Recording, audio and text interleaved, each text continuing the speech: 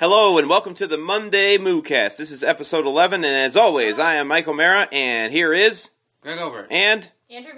And we're going to start as we do every week. It's actually number 12, Mike. Oh, sorry. Wait, I didn't say that? You said 11. Yeah. Oh, sorry. Episode 12, everybody! Yay! Here we are. We're getting better as we go along. I'm still Mike, though, I think, and Andrea's over there, and here's Greg. So at least we got that part right. Let us start off by talking about what we played this week. And you guys were just discussing that you're mad at the box. Explain. So, we have been playing Black Ops Zombies, at least Andrea and myself. Yeah. And we're trying to get her some easy achievements, but... Easy achievements, well, please. I mean... you were rocking Call of the Dead last night. Not at the beginning. That was embarrassing. Yeah, but she came back, folks. So, we're trying to get her some achievements there, and then we decided to move over to Ascension, because that's a pretty easy map. And we ended up playing for a really long time. We got to wave 29, so that's like 2.5 hours? Good Lord. 3 hours, something like that. Yeah.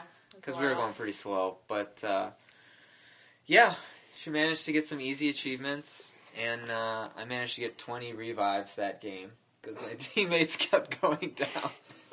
Oh, me? Die from the zombies? Never. No. We'll just blame it all on Brian Stone. Okay.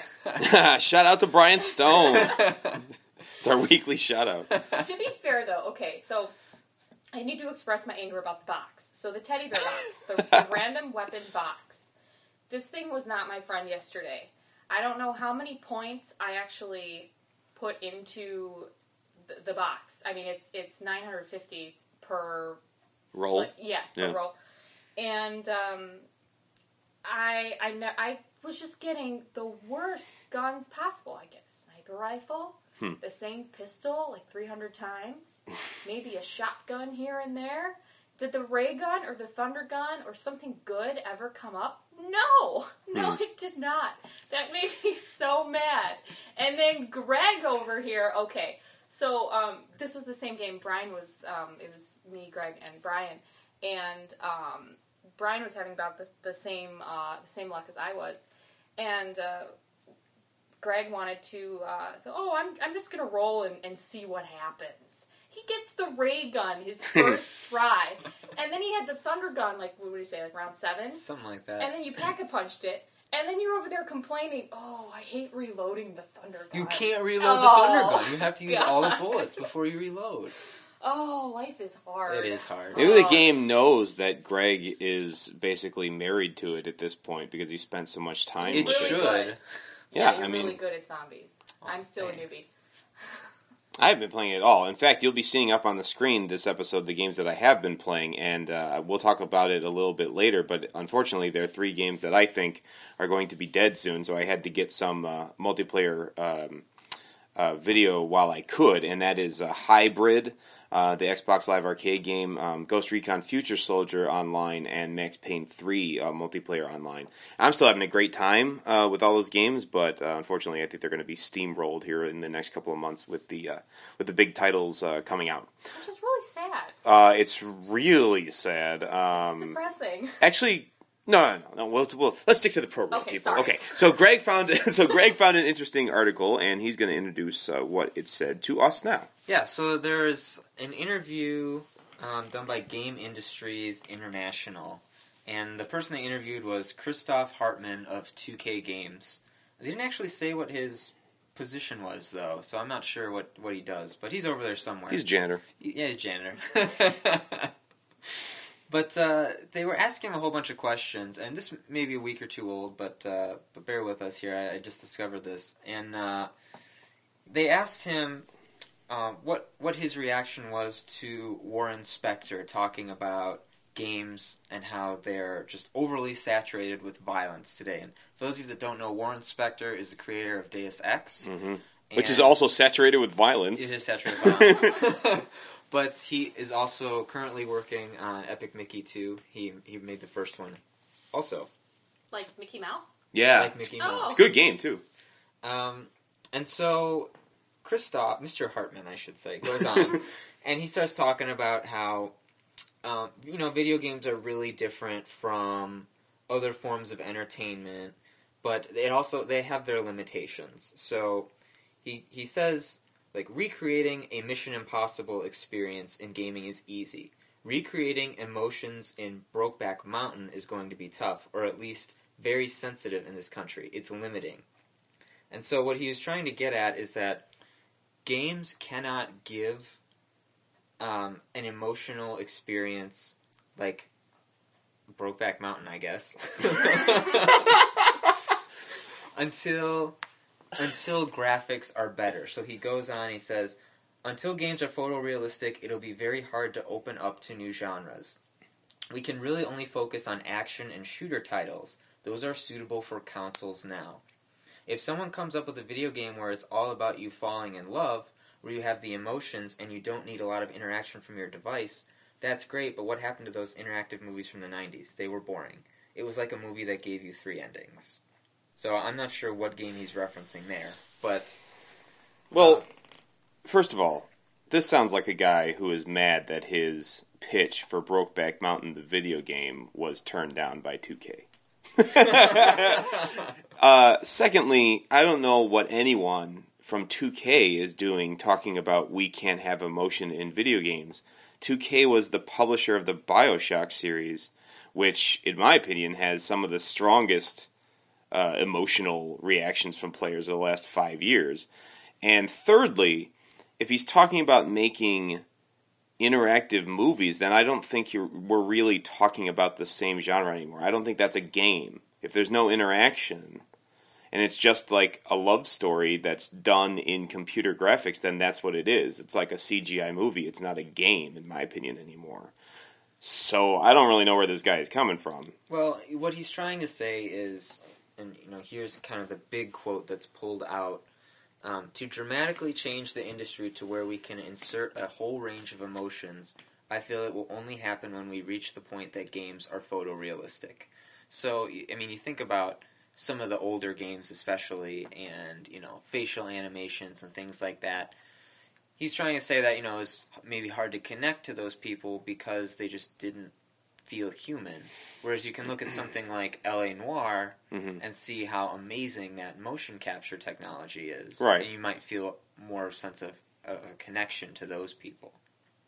Right, I mean, I would agree that the better the technology gets, the easier it is to kind of bridge that gap, the uncanny valley gap, as it's called sometimes. But I would also submit that we've gotten pretty darn close in this current generation, and I would point to what you just mentioned. I would point to L.A. Noire. That's not photorealistic yet, but it certainly elicits emotion from people.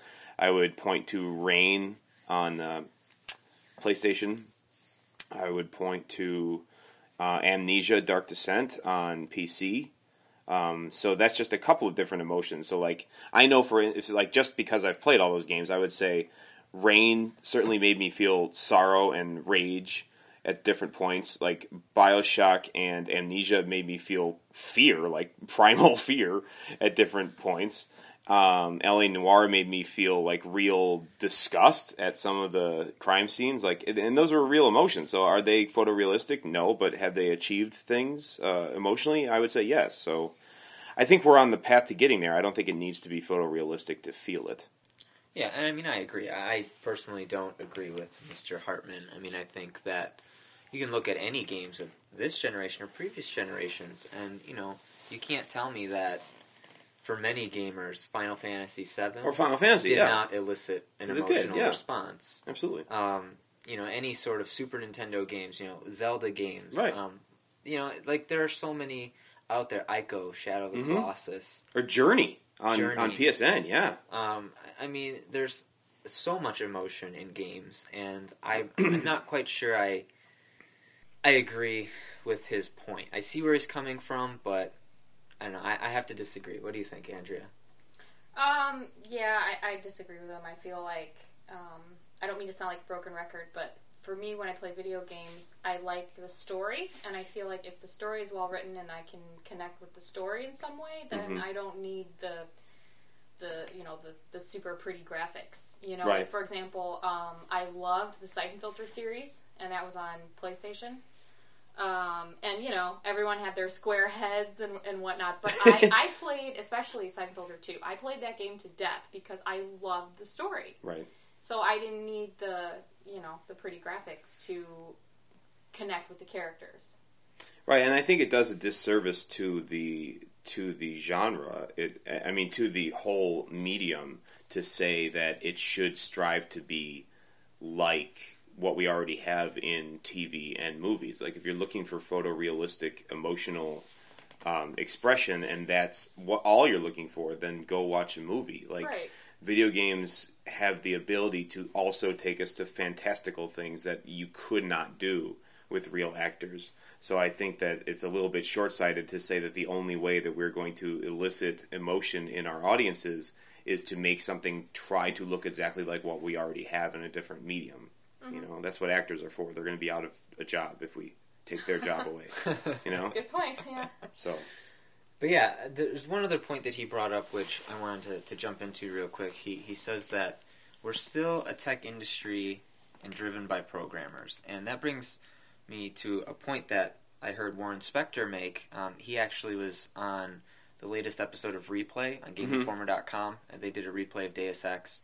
And he talked about just programming power and all that, and how we're very focused on churning out the next, engine and the next graphics. But he mentioned, what if we had half of, John Carmack's efforts from id, or even like a quarter of the team at Crytek, the Crytek 3 engine.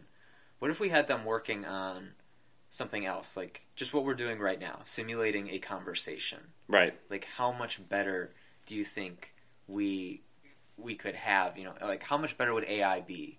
If that's all they worked at? And, it's true, because if we had all that creative power, we wouldn't have people like Mr. Hartman saying that we're not going to have emotions in games. Mm-hmm. We already do, but imagine if we could have, take Skyrim, which is, as engrossing as that is, and imagine if you had even better NPC AI. Oh, right. Who had, you could just have conversations with at any point. Yeah.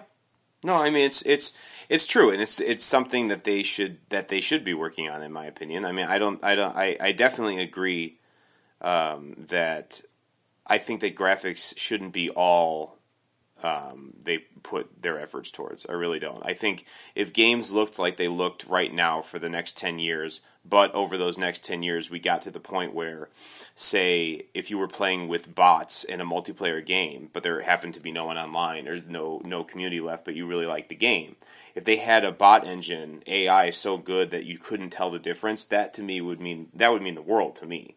Like, I want to play a lot of games that I still have, but there's no reason to play them anymore because there's no community left. So if they could beef up AI, in particular for action-based games, and then if they could beef up AI and adaptive conversations in NPCs in adventure games, I think that would be awesome. That would be incredible. I would pay for that so much quicker than I'd pay for just another, update to the same game with better graphics. It's true. Mm-hmm. Well, it'd be something different, certainly. Right, and it'd be something that would lengthen the term of time that the game still gives you quality. Like the thing that makes me upset about Skyrim, even though I love that game, is that I feel like I played it to death the first couple of months, and I kind of heard everything that NPCs are going to say to me. So it was really, really awesome the first couple times I heard everything, and then it was like, okay, I know that I'm going to run into some guard and he's going to say something stupid that I've heard a million times before, and I just don't want to hear it, And that's the only thing that draws me out of that storyline, is that they still kind of walk a little bit stilted, they still kind of talk a little bit stilted, the world's beautiful, I'll give it that, but I would like it to be more adaptive. So, yeah. Cool. Good discussion, though. That's an interesting article. Yes. So, let's talk about... it wouldn't be a Monday MOOcast if we don't talk about stuff that annoys us. And so we're going to talk about Blops. Blops 2, noobs. That's what they say. I know. That's how they say it on the interwebs, so that's what we're going to do on our podcast. So Black Ops 2, multiplayer. They had a big... I guess, series of reveals on the multiplayer from Gamescom in Germany last week. And as part of that, up on your Xbox right now, you can look at the live event viewer, and it has a humongous long interview and series of videos of multiplayer matches with new modes and talking about COD casting and esports. So since Greg is the most stabby about this, I figure we'll let him start talking about it. Stabby is right. So apparently, I mean, I'm not into esports or the community like that at all. But I guess they call the people who talk over the games shoutcasters. At least that's what they did in the video. But for whatever reason, they decided to make it more Call of Duty specific to start calling it CODcast.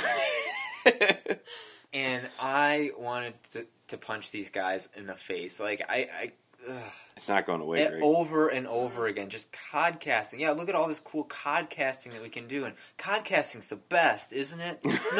No, it's not. You need to find a new term. But I will say I was impressed with a lot of the tools that they put in the game. Oh, yeah. It's definitely, like being able to zoom out and choose players really easily and see who's on a good kill streak. It's definitely a great way to get people into the game who might not be the best, either play or be the best, right. or whatever the case may be. But the thing that I had a really tough time swallowing, aside from CODcasting, was just they kept calling it eSports. They kept saying, this is the eSports community, and eSports this, eSports that, and it got me thinking. I have a very conservative definition of what it means to be a sport. Even these past Olympics, I see events like skeet shooting or archery or things like that. And it definitely takes skill to do those things. I would not want to meet any of those archers or any of those marksmen it's hard, yeah. In a one-on-one fight, because I would go down very quickly. But, comparing that to water polo or, the sprinting or the bicycle races or swimming, like the amount of preparation, I mean, it's different. But I guess I always considered sports to be more physical. Mm-hmm. And so I never quite understood why games like that were considered sports.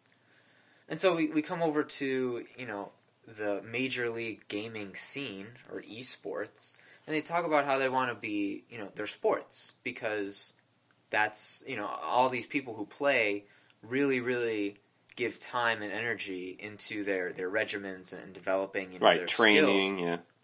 And I'll give them that. I mean, I've heard about some of the things that they do, and it's, you get up, you work out, because, what kind of mind is healthy without a healthy body? And, then they eat right, and they practice with one another for hours on end, and they get their strategies down, and they're good to go. And I remember seeing one American player who played StarCraft, and I just blew my mind. Like, I couldn't even register what keys he was hitting, and it was crazy. And he wasn't even one of the best in the world. Yeah. If you go to South Korea, you will be owned at StarCraft in 1 second by 7-year-old girls. Yeah, it's true. It's true. So, what do you suggest they call them then? Well, see, that's my point. I don't know if it's so much me with my limited definition of sports, because I even read another article about should what's it called? Adderall. Should Adderall be considered a performance-enhancing drug? Oh, my. Because, for this sort of activity, you're sitting and you're focusing for long periods of time. Right, it's hard to... Is that kind of the same thing as sports? Oh, my. But in my opinion, I guess I hear the term sports, like esports. And to me, it just sounds like the community's being very whiny. And by whiny, I mean, hey, look at us, we're sports too. We can do the same things that other sports can. And I feel like that has negative connotations to the rest of the world. Like, I'm a huge video game nerd, obviously. Right. But I think it's stupid that we're calling it sports. And that's just me, but, how on earth are you gonna get someone who is maybe a football fanatic, right, into the activity when you're like, oh, eSports, this is eSports. But it's not a sport in my mind. And I think by using that term, you're trying to be validated by the rest of the world instead of just accepting whatever you consider yourself to be, which, to me is a game, it's an activity, it's competitive gaming, it's serious, but it's not a sport. So you concede that it's something that that the competitive part of it, though, is something that is valid for the community and people should support that. Do you concede that or no? Oh, absolutely. Okay. I mean, I think it's great. Okay, so what would you say they should call it then? What should we call it? I don't know what to call it. I don't have any suggestions. For me, I would just call it competitive gaming. That takes too long. Yeah. But we can't even say Black Ops anymore. I have to say Blops. But just calling it a sport, it just doesn't sit well with me. I think it's gonna reflect negatively overall for a while at least. Maybe that'll go away, but that's just my opinion. Thoughts, Andrea? See, okay, my biggest complaint is that I don't know if it's really a complaint. Just I don't know. Whatever. Let me explain. Okay, so I saw this this codcasting. It sounds even nastier when a girl says it. Oh yeah.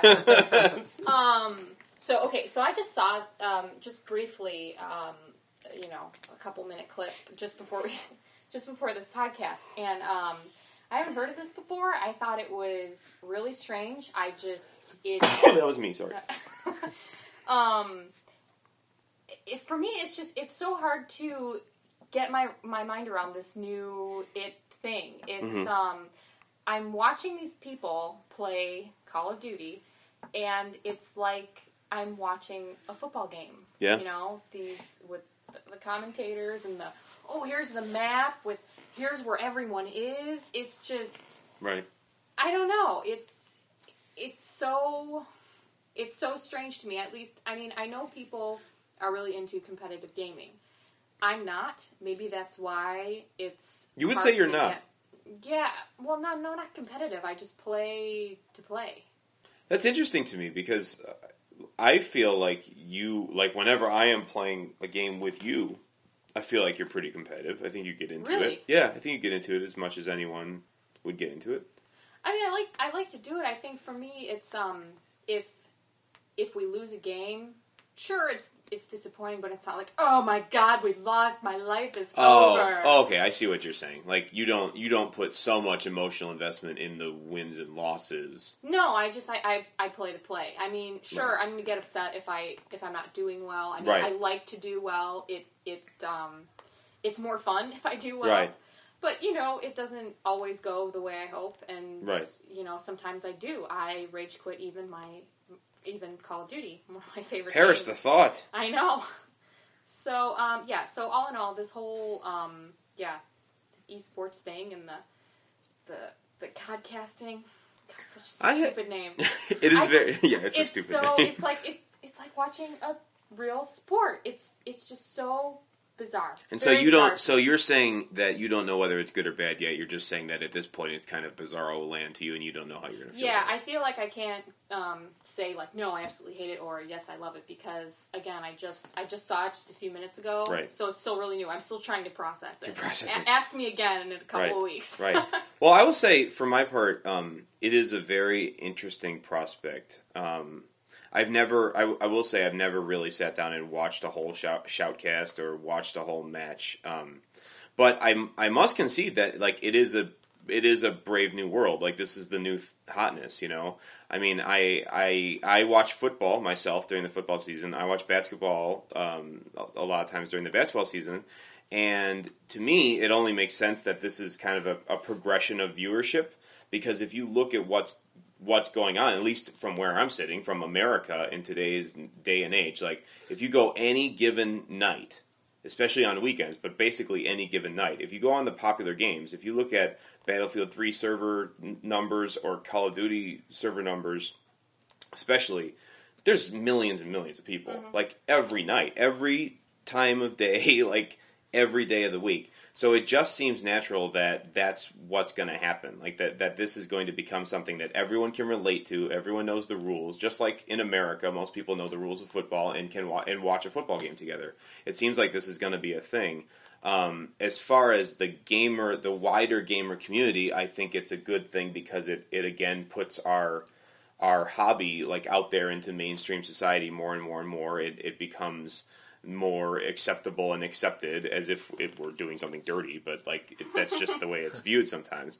As far as the kind of like more focused, like just talking about gamer community, as far as those of us who play mostly to have fun, like you were saying, Andrea, and not to like be crazy heads about it, I do find that it a little scary in that regard because I don't want every game that I go into just to have fun after I work a whole day to become something that's overly like, like trash talking and yeah. So I do have a worry about that. Like I hope that there's some way with the new Call of Duty that they will kind of split the servers, because I know that they're going to have this available, like the live streaming, I guess, will be, they just announced, I saw a thing today right before we went on, that they're saying that the live streaming will be available to everyone all the time, so you can always be constantly uploading your stream all the time, and apparently they said they figured it out where you could do it without destroying the lag, which I don't really buy yet, but I hope that works.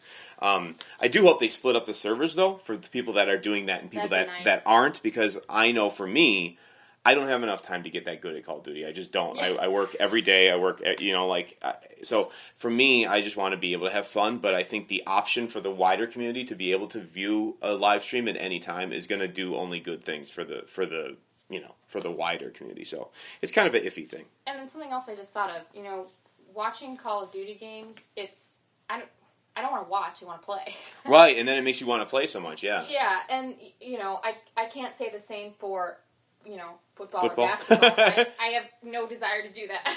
Absolutely no desire to. But I think it's because I do play games like Call of Duty on a pretty regular basis. Right. So, yeah, if I watch it long enough, it's like, no, I don't want to watch this. I want to play. I want to try it. I think that there's a strong correlation between that and regular sports, though, because a lot of people that watch football also play football. Like, that's why they're watching it, I know I played football when I was a kid, and that's did you really? Yeah, and that's part of the reason I really like to watch football now, because I know all the rules because I used to play.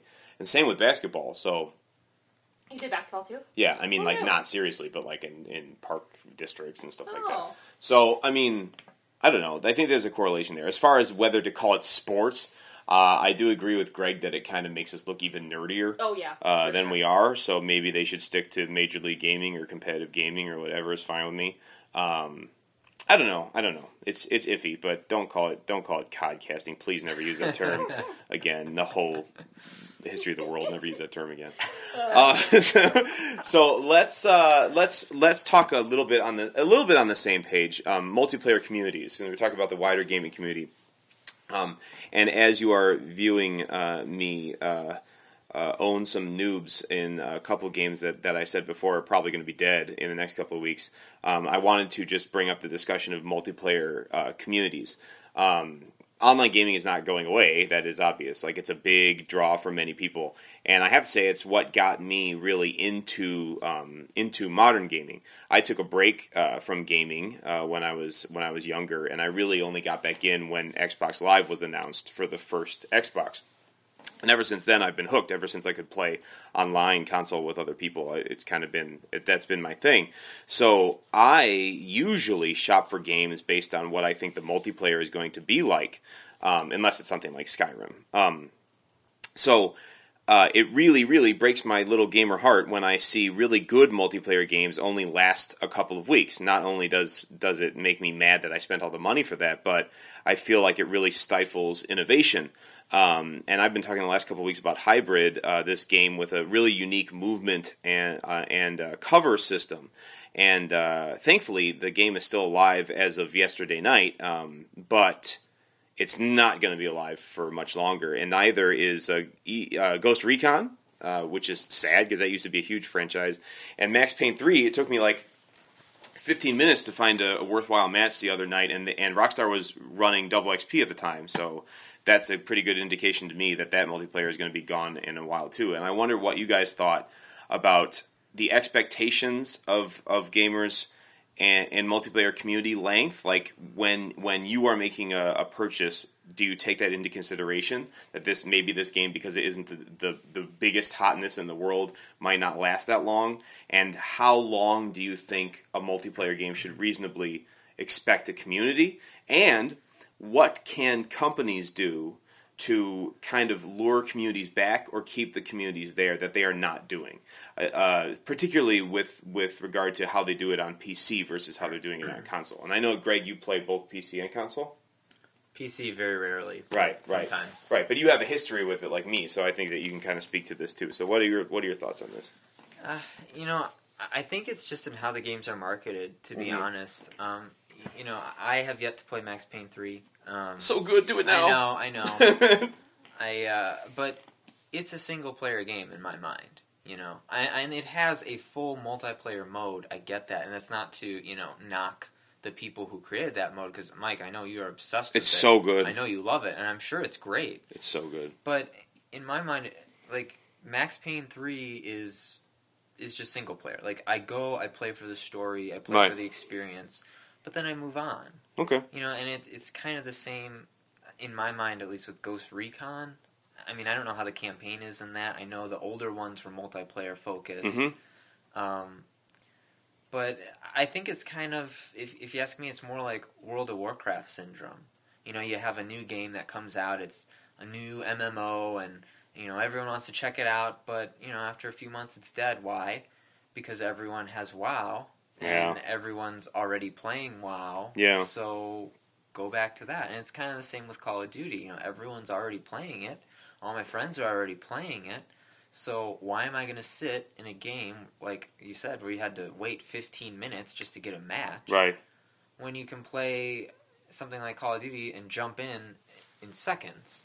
Right. And it's a shame. I really wish that these communities could survive, but I think if they're going to survive, they're going to survive based on innovation, like differences. Because I feel like so many people are trying to be Call of Duty now, or trying to bring their settings into like modern military kind of thing. And it's like, all you become at that point is a cheap knockoff. Well, right. And so if you want to actually have a community and have an audience, you need to have something else. So let me pose this question to you, Andrea, okay? I'm going to put you on the spot. Okay. Because all of us, like, we have our limited budgets, and you're not going to go out and buy everything, and you certainly don't buy what I buy. So I'll put that in the nicest way for both of us. So let me ask you this, okay? What would it take for you to get into one of these new innovative games? Like, besides... Well, maybe it's just cost. Like, if I say, because you and I talk pretty often, like, we're friends, so if I keep saying, this game is awesome, it does things differently, this game is awesome, it does things differently, this game is awesome, it does things differently, like... I say, yeah, that sounds about right. Right. But what would it take for you to take the plunge and get into a new community at this point? That's a good question. I like... Sounds really dorky. I like to do my research before I buy stuff. Sure, right. And, I'll be honest, a lot of the games that you guys bring up, I've never even heard of before. Well, right. So, right away for something like that, it's like, okay. But I would need to find out about a game, like, I don't know, what's maybe the basic storyline, right. What does it include? Like, I really didn't know too much about Borderlands, and you were just explaining it to me a little bit earlier. Right. And it sounds interesting. So it's like, And, Borderlands, I've heard of it, but I didn't really know what it was, so I ignored it. But now it sounds interesting. I mean, I didn't realize there's so many, I guess, unique factors to it, like with all the trading and absolutely. What's available to you, which right away, that's interesting to me because that's different for me in video game land. Well, right, yeah. I haven't had that before. So, now it's Borderlands might be on my radar of games to look into to get. Right. And I also go go by recommendations, like you say all the time, how awesome Max Payne is. So good. And I haven't played it yet, and I definitely want to play it at some point, right. but I'm not in a rush to run out and buy it, just because I was, Greg and I were talking about this yesterday, that I feel like I'm falling behind with video games. It's like I can't keep up. I really do. I like to play a game exclusively, like play that game, that's it. Right.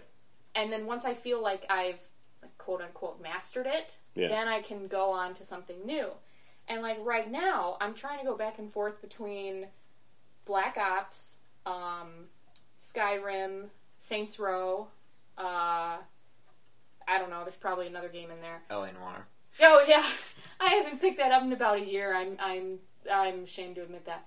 But yeah, I have all these games that are unfinished and are in progress, and now it's like adding another one into the mix, like Borderlands, it's overwhelming to me. It's like, oh my gosh, I'm never going to catch up. I feel like I need to take a vacation from work and do nothing except play video games. Actually, that sounds like an excellent it does. proposition. It does.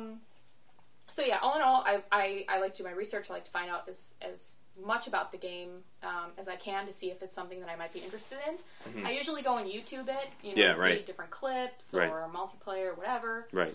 And then if I think it's something I want to buy, I put it on my list of video games. Yeah. So as of right now, Borderlands might be something to look into, but again, I'm not in a rush to run out to the store and buy it. Yeah. I mean, let me put a little mini rant here as we kind of top off this topic. Like, I have a gaming PC as well as my consoles, and one of the things I really love, particularly about Steam on PC, is whenever a community has been sagging for a while in a multiplayer-centric game, or the game's been out for a while, Steam will routinely have these awesome sales where they'll take 75 or 80 or 85 or 90% off a game. So, for instance, there was a game, Sniper Elite version 2, which, by the way, I bought on Xbox and is a good game. Of course you did. But it came out a couple months ago, and I just saw the other day that the PC version now, it was like ridiculously slashed. It's like $5 now to get the game downloaded through Steam on your PC, and with games with a multiplayer component, sometimes they'll also do free multiplayer weekends. Well, where they will unlock the multiplayer only part of the game, but they'll let you download that part for free and then play it on Steam the whole weekend, and then you can decide after playing the game for free for multiple days, like if you'd like to buy it. And I really, really wish, like that. Yeah. I really, really wish that Xbox Live would do something like that. I really do. I think that if they had like a free weekend for Hybrid, there'd be a million more people in that game because it's so unique. It just doesn't feel like anything else. It's an easy game that you can like get in a few matches and have a lot of fun and then go back to Call of Duty or whatever else you're playing. So I really wish they would do something like that. Yeah, I think you're right. And I think Microsoft, and I'm not so sure about Sony, but Microsoft in particular, they really have missed opportunities with their pricing. I mean, they have full games on demand that you can get, but they are $30 more expensive than going out to GameStop and buying a hard copy. Right. And that's ridiculous. Right. It just doesn't make any sense. Something that kind of dawned on me just real quick before we move on while you were talking. I think another thing that kind of really limits people in terms of multiplayer communities is how involved every game seems to be. Because you think about like Call of Duty, and if you want to reach the top, you have to prestige, however many ridiculous times. Right. But then you can go to another game, like Battlefield, right, which has a crazy amount of experience that you need. And so it's kind of like, why am I going to jump and stretch myself super thin and try and get all the good stuff in all the games when I can just focus on one or two that everyone is playing? Right. I mean, that does sound. I mean, I totally get your point, but it also just seems sad to me because, like, if there's gonna be innovation, it's gonna, like, we're gonna need to look outside the box. And if we keep, well, this leads nicely into our next topic. But if we just keep looking at the same thing, eventually that is gonna get stale, even for those of us who play it every day and really love it. Like, we might think that it's not gonna get old, but it'll get old. Like, too much of a good thing, Anyways. Let's talk more about this, shall we? Sure. Super Mario Brothers. What have you got for us, Greg? Well, so the new Super Mario Brothers 2 came out, I don't know, a few weeks ago. Uh-huh. And I found an article. This was posted August 17th. Was that 3 days ago? Yeah.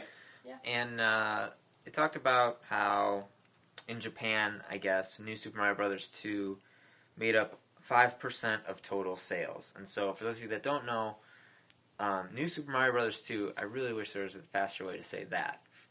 Yeah. But that is a downloadable game only. So you can only get that through the Nintendo eShop on your DS, your 3DS.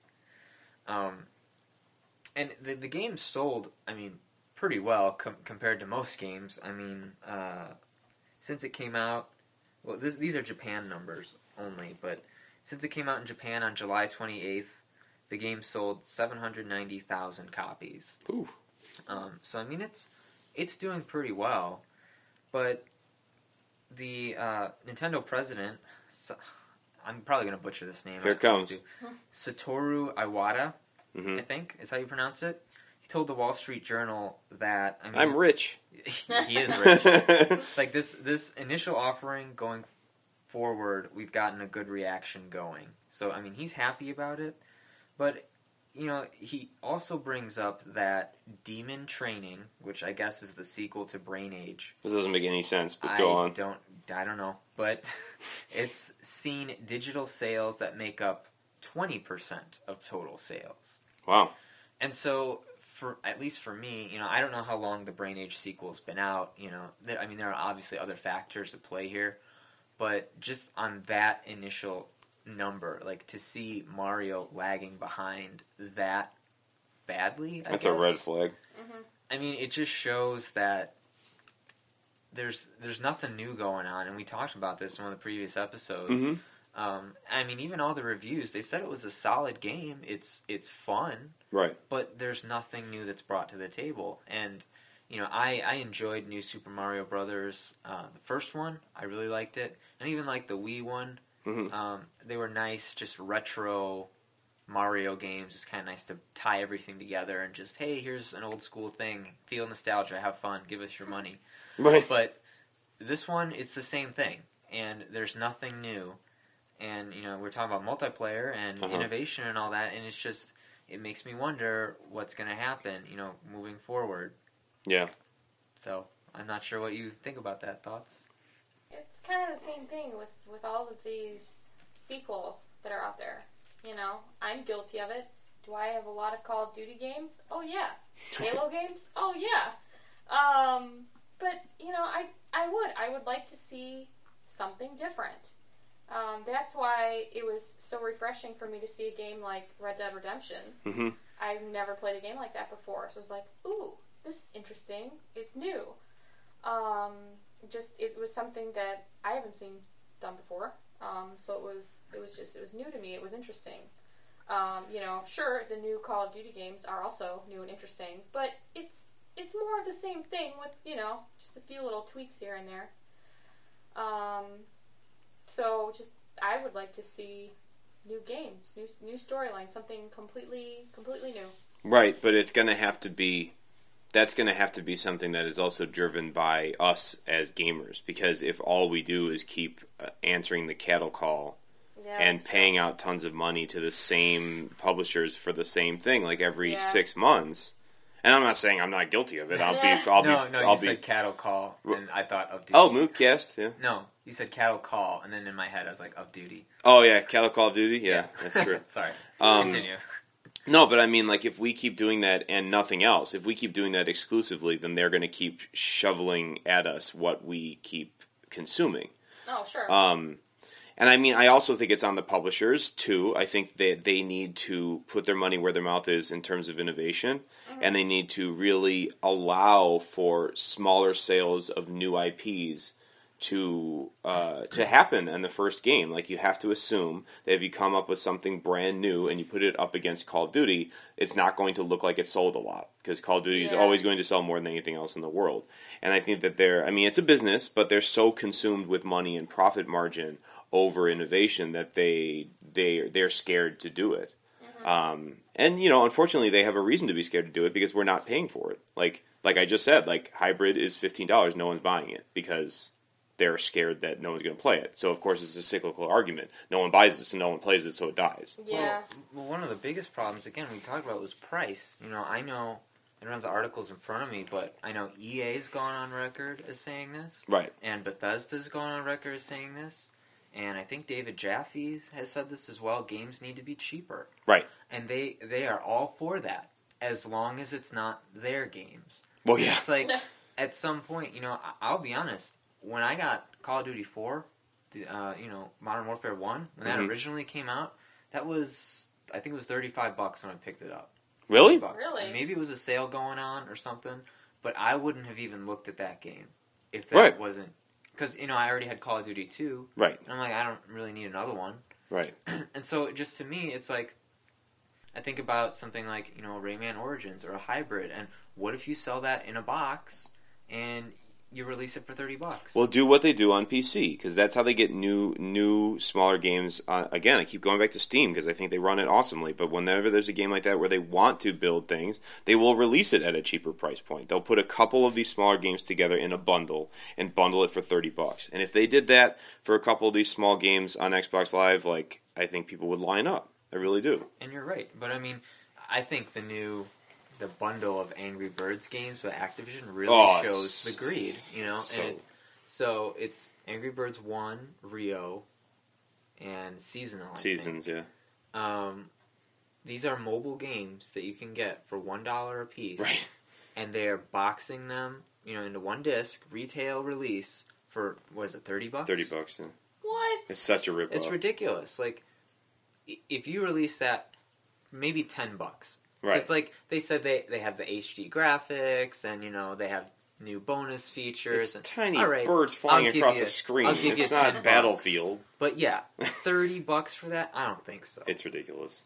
Ridiculous. And I'm not saying that developers don't deserve lots of money. If they make a good game like Skyrim. I understand why a game like that is $60. Right, there's lots of artists, there's lots of people to pay. The amount of time to make that game, I'm sure they're already working on the next one. They better be. Because it's just such a massive project. Right. But, I'm sorry, some of these games, they should not be $60. Right. And, with the economy the way it is and limited budgets the way they are, right. And that's ultimately why I finally bought Red Dead, was that it was on sale. Because it became cheap, yeah. Right, like, absolutely. Ooh. Yeah, right. So, I think we'll wrap this podcast up soon, in the next couple of minutes. But I think the overriding theme of today is we need more money. So go ahead and send Monday MOOcast money, care of Mike O'Mara, please. MondayMOOcast@gmail.com. Yeah, and we'll take that money and buy more games, and then complain about them on the next MOOcast. So I think that's it for today. Thank you so much for listening to us. Make sure to like us. Make sure to watch us. Make sure to leave comments for us. We really appreciate your listenership, and we will see you next time. Until then, moo!